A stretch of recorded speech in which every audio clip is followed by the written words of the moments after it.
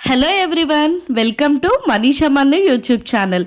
చాలా సింపుల్గా టేస్టీగా ఉండే మునక్కాయ చికెన్ కర్రీ ఎలా ప్రిపేర్ చేయాలో ఈ వీడియోలో చూసేయండి.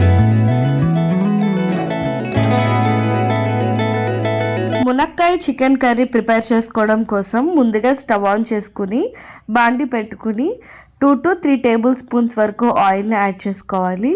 ఆయిల్ కొంచెం హీట్ అయిన తర్వాత అందులో చిన్న చిన్న ముక్కలుగా కట్ చేసి పెట్టుకున్న ఆనియన్స్ని ఇందులో యాడ్ చేసుకుని మంచిగా దోరగా ఫ్రై అవ్వాలి. ఆనియన్స్ తొందరగా ఫ్రై అవ్వాలి అంటే అందులో మనం సాల్ట్ వేసుకున్నట్లయితే తొందరగా ఫ్రై అవుతుందండి. అలా లిడ్ క్లోజ్ చేసుకుని మనకి ఆనియన్స్ అనేవి గోల్డెన్ బ్రౌన్ కలర్ వచ్చేంత వరకు ఫ్రై చేసుకోవాలి.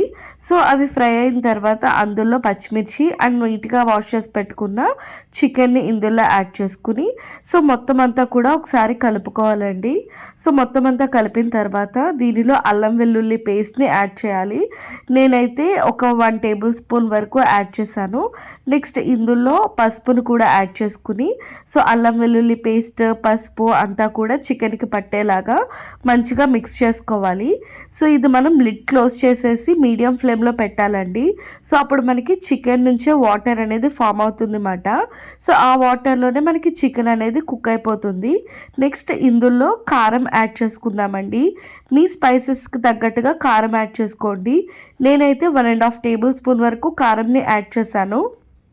మనం వేసుకున్న కారం మొత్తము కూడా చికెన్కి పట్టేలాగా బాగా మిక్స్ చేసుకోవాలి.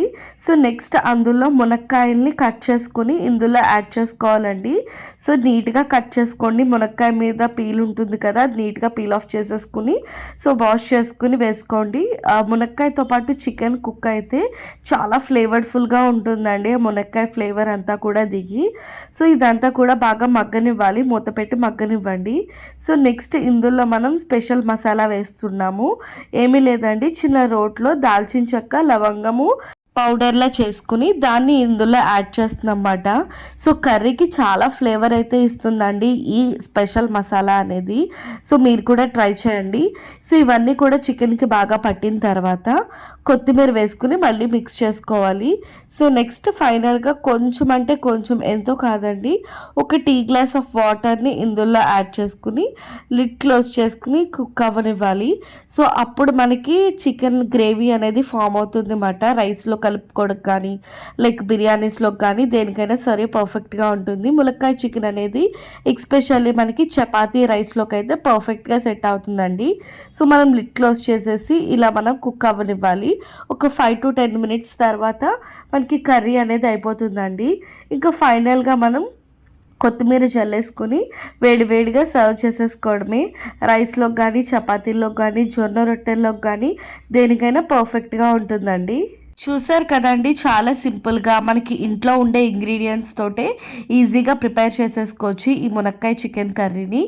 ఈ కర్రీని మీరు కూడా ప్రిపేర్ చేసి ఎలా వచ్చిందో నాకు కామెంట్ చేయండి. అండ్ నెక్స్ట్ కమింగ్ వీడియోస్లో ఎటువంటి రెసిపీస్ కావాలి అనేది కూడా కామెంట్ చేయండి.